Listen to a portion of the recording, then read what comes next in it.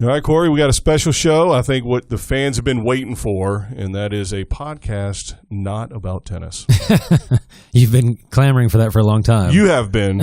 You have been. I can't. No, we actually have a guest in, which is a rare occurrence. But let me say this.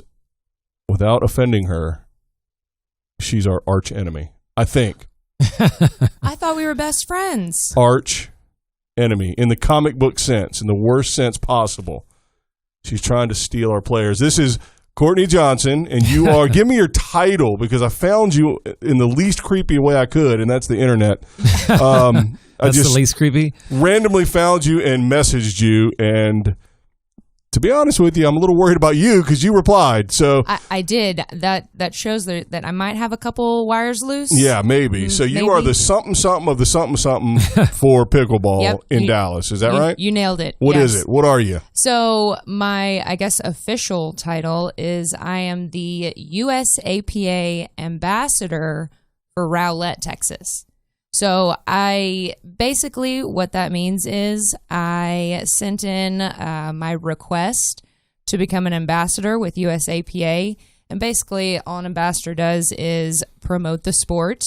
There's obviously a code of conduct we have to follow and encourage others to join USAPA and help grow the sport. And so one of the things you're encouraged to do is paint over tennis lines. Now, first of all, the USAPA, is that the United States of America Pickleball American Association? Almost. You almost had it. There's got to be association. I wanted there to be two Americas in there, just, you know. It is the USA Pickleball Association. Aha. Yep, that is our governing body.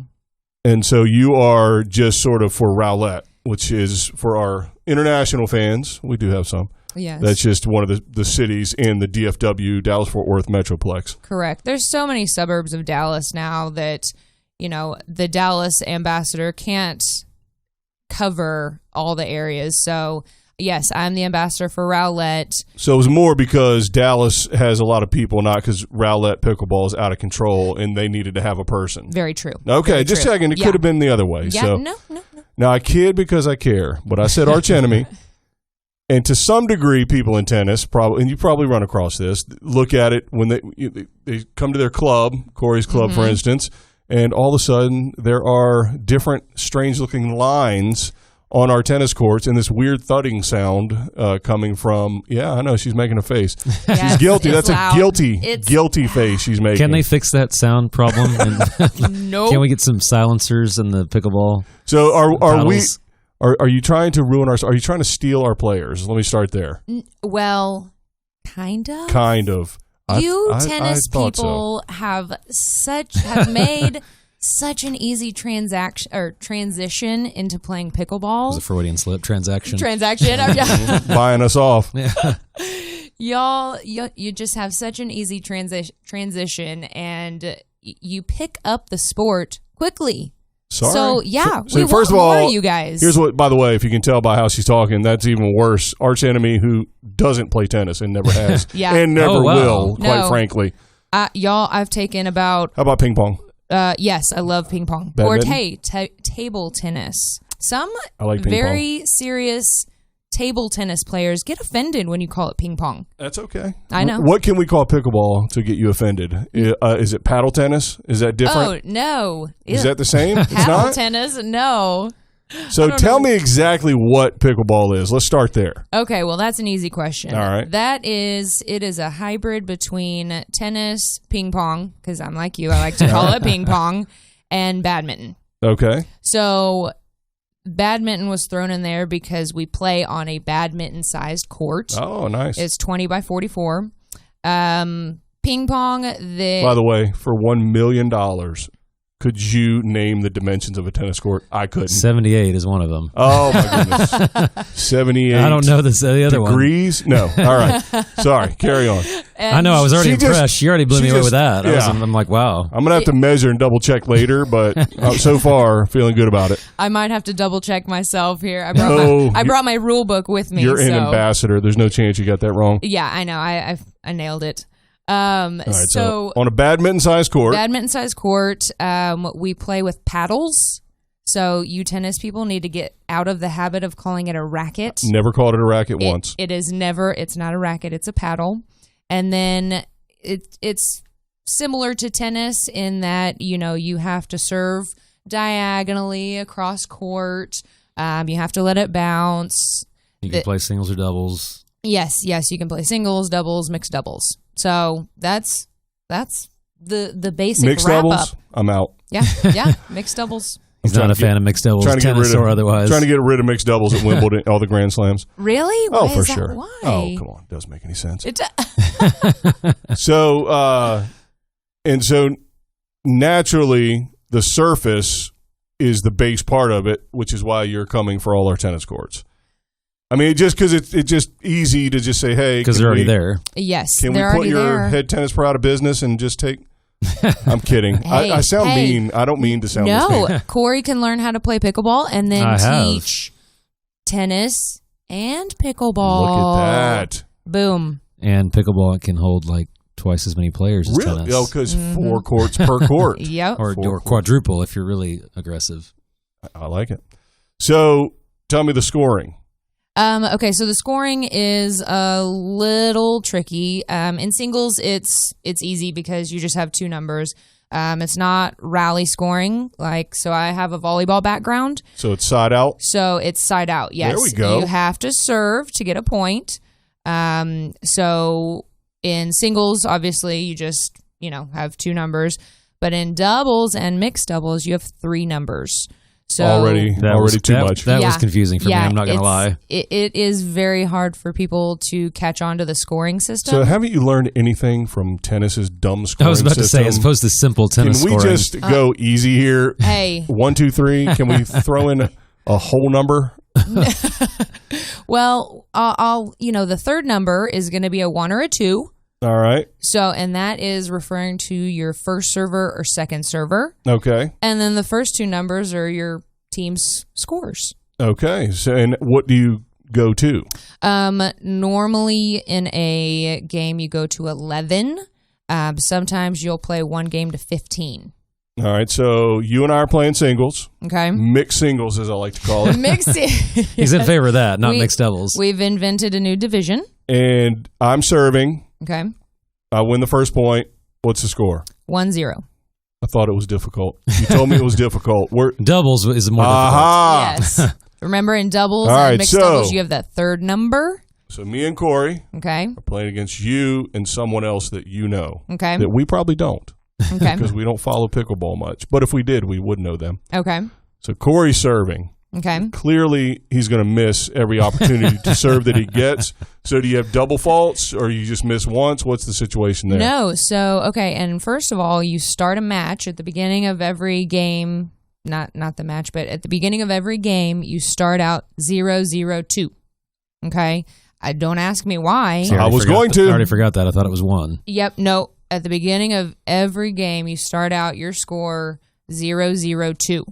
And I guess that's because whichever team starts the game, they don't have an opportunity to have both people serve before your opponent gets to serve. Because that could be too much of an advantage, maybe. Right, because that would kind of like a tie break when you don't serve 2 points right off the bat. got you. You only serve 1 to make it more fair. I see. See, there you go. Listen to Corey. So that third number is which serve you're on. Correct. And so if you start out 0-0-2 and you side out, then your opponent gets to serve, and then there's and it's 0-0-1. Boom, you got it. Look at that. He didn't even mouth 1 to me. I got it by myself.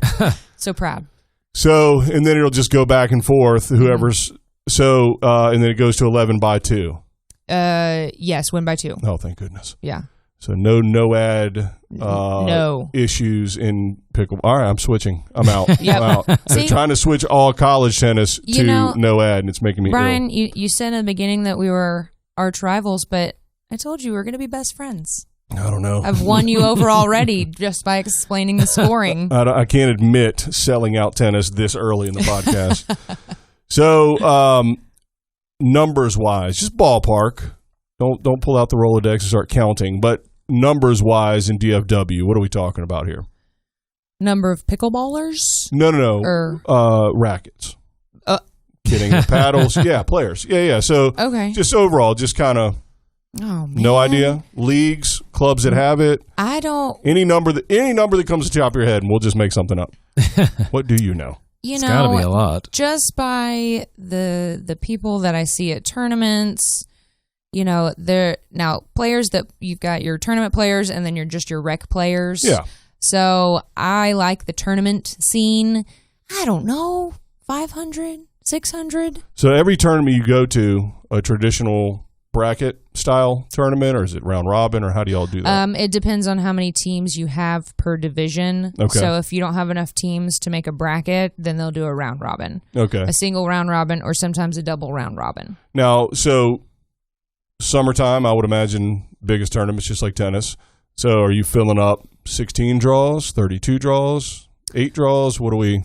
Ooh, that's a good question. Now, not all tournaments are outdoors. What? So it's not. Again, I'm switching. Yeah. It's hot outside. I don't know if you knew that or not in Texas. Yes. So I first started playing indoors at a rec center. Oh, wow. Yeah. Just on a, basketball surface. Right.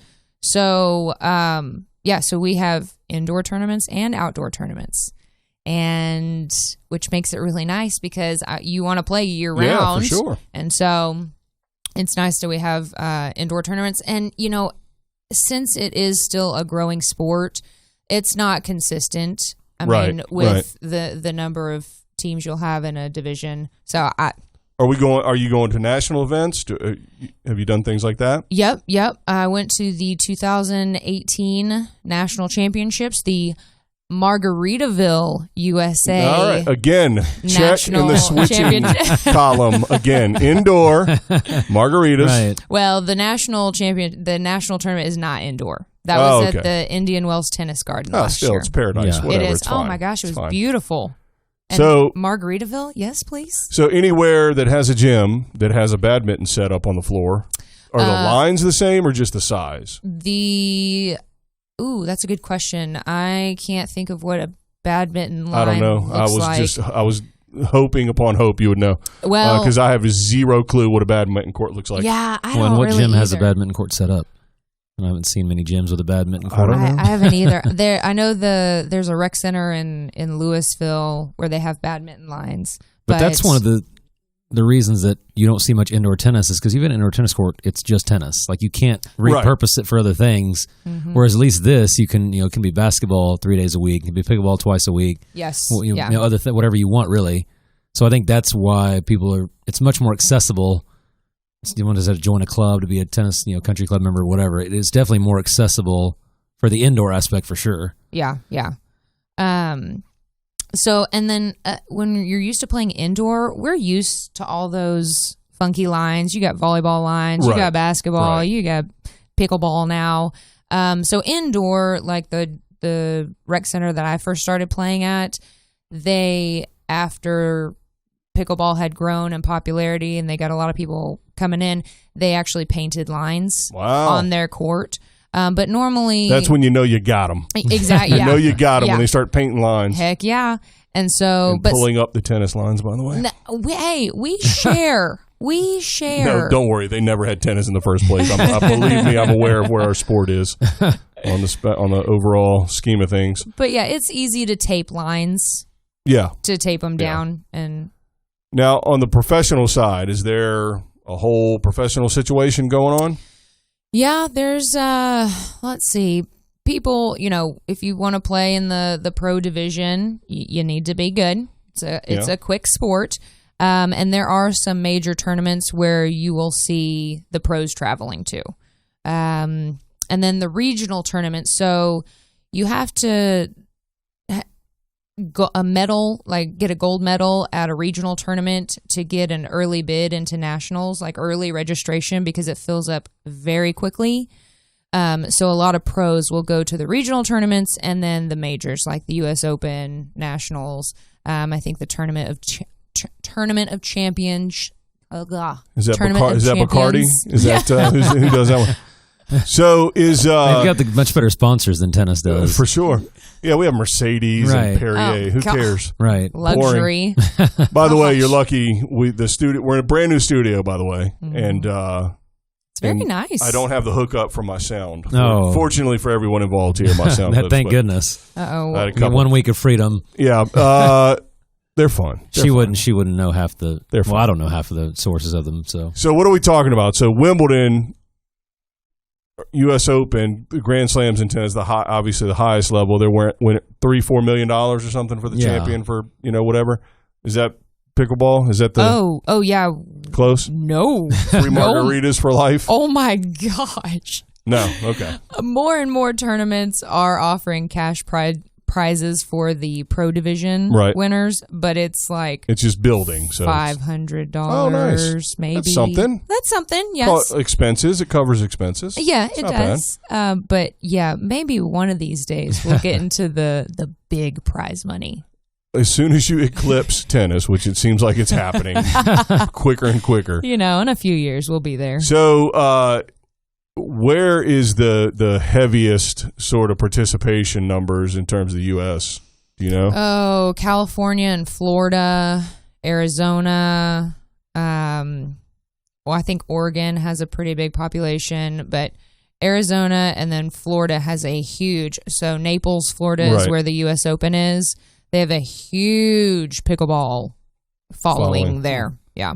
Well, obviously, just like tennis, the weather helps. Right. Oh, so a lot of places. Although with the indoor, you guys can go anywhere. Yeah, that's we're true. not a hotbed of tennis in Oregon. Very rains a lot. Right. So I remember everybody I know who has visited California or grew up in California, they all seem to play it there, even like 20, 25 years ago.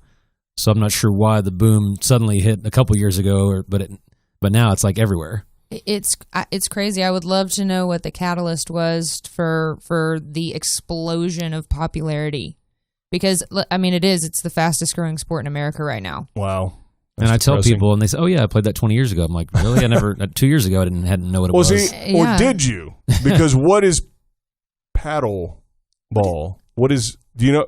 Paddle I know tennis? paddle tennis is something, tennis? and Something paddle different? tennis is something different. Yeah, it's something very different. All right. but that doesn't mean that. And what about I know what it platform is. tennis? Is that different than paddle tennis?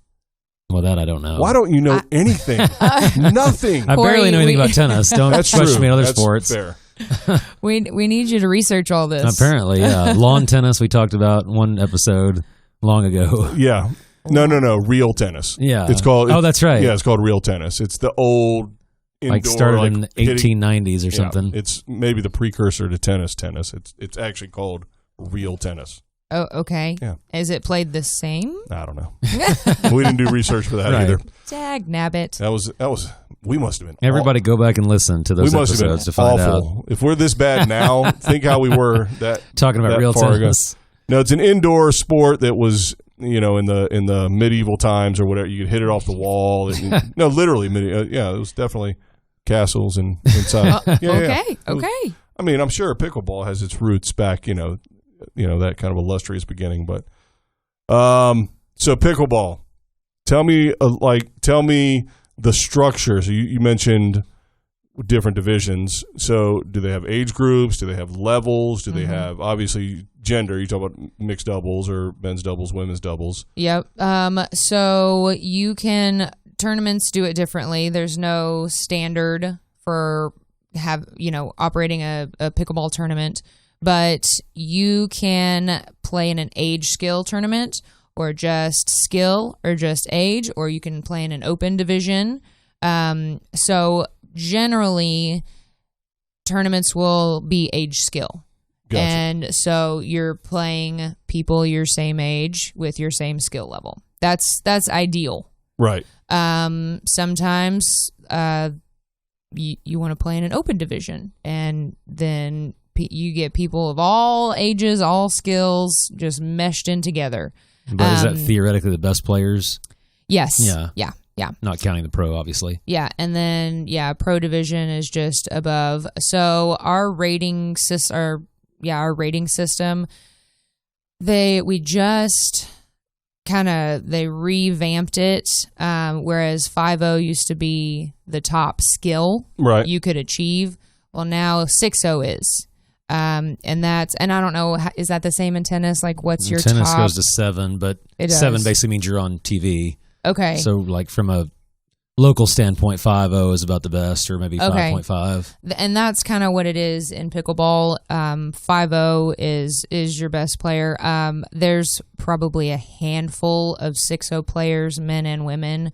I know 5.5. There's a few 5.5s, and then 5.0 is a little bit bigger group of people around the. Well, tennis nation. has. The higher you get, the less players there are, the less events there are. So, but when you hear people say 5.0, just because there's not many 6.0 players, but 5.0 is going to be your best players. All right. Can I ask you a personal question? Yes, you can. What is your rating? Oh gosh. See, you'd rather have a personal question, wouldn't you? That's a little bit too intimate. No. Your pickleball rating. My so we have like a 2-digit rating, so I'm a 4.5. Okay. But then I have a drop, by the way. Baller and shot caller. Oh my gosh! You can't access that. Play it. Unbelievable. It would have come in perfect. It would have been great. And then you can log into the USAPA website, and then I can see my own personal 4-digit rating. So it carries it out. So it carries it out. Point, right. 4.834, and then I'll have a mixed doubles rating and then a doubles rating. Right. And then singles, I think I don't play singles. that ain't my thing. Right. I think I'm rated 3.7. By the way, for listeners out there, generally in tennis this is the case. For instance, Corey's wife and the team she plays on, she's very young and they make her play singles. So for the listeners of the podcast, there's no reason she doesn't need to be playing singles. She's very young. I'm just telling you. Well, but it's interesting that something that I've wanted tennis to do for years that pickleball does, that separate ratings for singles, doubles, and mixed. It annoys me to death that tennis doesn't have that, because people will manipulate the system and they know they can't win at singles, so they play singles on purpose to get their rating down, that kind of thing. Oh. And I've always wanted them to have separate ratings because there are guys that are much better in doubles or vice versa. Yes. And they've never done that ever, as far as I know. That at least shocks not me. Since I've been in it anyway. The UTR, that's going to fix it all. Yeah, that's the opposite of what she's talking about, because UTR, they don't pay attention to gender. I mean, they do pay attention to skill, but it could be a 14-year-old boy playing a 65-year-old man in a tournament. It's a whole. That's a whole. And that's podcast. Open. Everything is open. That's a whole different beast. Okay, but yes, I am glad. I didn't know tennis didn't break it down by separate events, but yes, you do have a doubles rating, a mixed doubles rating, and a singles rating, because those are all three very different games. Yeah. So that's good. Well, yeah, because in tennis, like I said, you could be terrible at doubles and great at singles. Well, you have to play the same level of both, which makes no sense. You're right, yeah. So that's always a source of frustration for players. Yeah, that's shocking. Come on, tennis, get it together. Now she's taking shots. She's comfortable in here now. She's taking shots. All right, if you hear a bunch of banging around, it's me flipping this table over. Don't. It's so nice. It is nice, isn't it? So you're a doubles player, basically, and that's where your 4.5 is. Yes, that rating. Yeah, for mixed and women's. Okay, so how many players do you play in the DFW area that are different? I mean, do you go out and see the same players every time, or where are you at with growth? I'm not trying to make fun of your sport yet, but it is a grow. I will. Don't worry. But I know it's a growing sport, so you're going to see a lot of the same players just because of the numbers. So is that kind of where you're at now? Yeah, I mean, I see the same faces on a weekly basis. I would love to be able to play 7 days a week, like I know some of my pickleball friends do. But I work. I have a family. I'm sorry to hear that. I have life. I haven't won the lottery yet, so I can't retire. Life to pickleball. So, I have a group that I generally play with. And then also, I like to stick close to home. Right. DFW is huge, and you can easily drive an hour to play with some friends. Sure. But, since we have outdoor courts in Rowlett, where I'm from, and then they just built some covered outdoor courts in Rockwall. I don't know if you've ever used covered, but they're overrated. It's just as tennis players, they always get wet. Yeah, and it doesn't. But there's not any sun. Cooler. That's about the only. Sun protection. Sun protection. If they're covered and not enclosed, then that's better. If they're enclosed and covered, then it doesn't really help at all. Then it's a hot box. Right. Yeah, it turns into a sauna. Ooh, yeah, no, that doesn't sound like fun. So you're at a 4.5, which is pretty competitive. Yeah. You play a lot of the same people. Yeah. how much do you hate them and who do you hate the most? That's where I was getting for all this whole thing. You know, well, here's why I asked that. Or is everybody sort of ambassadors in their own right for the game, so everybody's all sort of rowing the boat in the same direction, so it's all one big happy, you know what I mean? Is there that sense in the sport because it's still growing and it's... Well, you know, you've got your players who genuinely just love to be out there and play, and sure. They don't care who they're playing with, they just want to play. And then you have people who just want to play top level players, and you know they're trying to get better. I get it, but I thought she was going to go a different direction. They don't start some fights in here. No. They don't want to, you know. But they're playing to win, is what you mean. They're playing. They want to be competitive no matter what. Even in rec play, yes. Right. Whereas, you know, in rec play, you know, I just want to get out there, have fun, maybe get a little bit of practice. I'm competitive in tournaments, sure, but in rec play, I'm trying to practice. I'm working on some skills. Well, tennis is similar in the sense that you have the highest level, Wimbledon, the Grand Slams, ATP and WTA Tour, and then all the way down to your local leagues. And there's nothing wrong with being competitive in some of those, but there is a sense that our sport, being a lifetime sport, which I'm assuming now pickleball is going to steal that moniker too, that there is some sense that, hey, this is better than a treadmill. This is a way better version than just getting in a weight room and running on a treadmill. And so we have that same sense, and so now you have to battle people that are maniacs. Now I want names. No, I'll give you those after the show. Off the air. Got it. That's so funny that you said battle. You know, rather than being on a treadmill. That's how I discovered this sport. I was walking on a treadmill overlooking the gym at the rec center, and I'm like, what on earth are that those people way more doing? Fun than what I'm doing. Yes, that's exactly what I said. And of course I had to walk down there and say, hi, what you doing? And they were all super nice because they're pickleballers. Yes, they were. I was the youngest one by about 40 years, and I'm glad she breached that subject because I was going to get there. I just didn't know how to get there without making everybody mad. But yes, the average age skews quite high, I would imagine. Yes. Yeah. Because it's physically a bit easier than tennis, I would imagine. Yes. And so in about 10 years, I'll have to give up tennis and take up pickleball. That's true. It's easier on the body. You have less court to cover. Right. And so, And the ball doesn't bounce as dynamically as a tennis ball, I would imagine. Correct. Yeah. That is one of the biggest struggles for tennis converts to adapt to. Is how the ball bounces. Can I wear earplugs while I play so I don't have to hear that sound? You know what? Once you get out there, that sound just goes away. Like you start to love it. Yes. Oh no. Yes. So it's sort of like a wiffle ball type ball. Yep. It's a hard plastic, hard perforated plastic ball. And then the paddle can be made solid plastic. Well, no, not plastic. It's like a composite fiberglass material, graphite face, or you can just play with a wooden paddle. That's what I first started playing with. Old school. A lot of touch, paddle. a lot of feel. Yeah. Interesting. Yeah. So, but no, most paddle companies have gotten super fancy with their technology. Honeycomb core. Oh God. Fiberglass. If I've learned anything from tennis, okay, it's all a gimmick. I was going to say they can just copy the last 25 years of tennis and just repeat it every year. We've literally gone through every type of metal. We had the titanium phase. We had the ceramic phase. Oh. The boron. Remember the boron phase? You're a little younger than me, but yeah. But without metal, though, I guess you'll have to go through the oak phase. Oh my mahogany. gosh. The mahogany phase. So, a growing sport. It sounds fun. It is. Would you say that the bulk of your players come from tennis converts? Ooh, that's a good question. I'm not a tennis convert. I'm a volleyball convert. But lately, since pickleball has grown in popularity so much, and I think tennis players are seeing it more, now they're starting to come over more and more.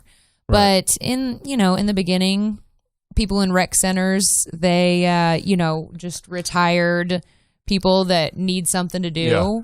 Yeah. I don't know, but probably you're right. The majority of people that are playing pickleball have played tennis. I've played squash a time or two. Oh, yes.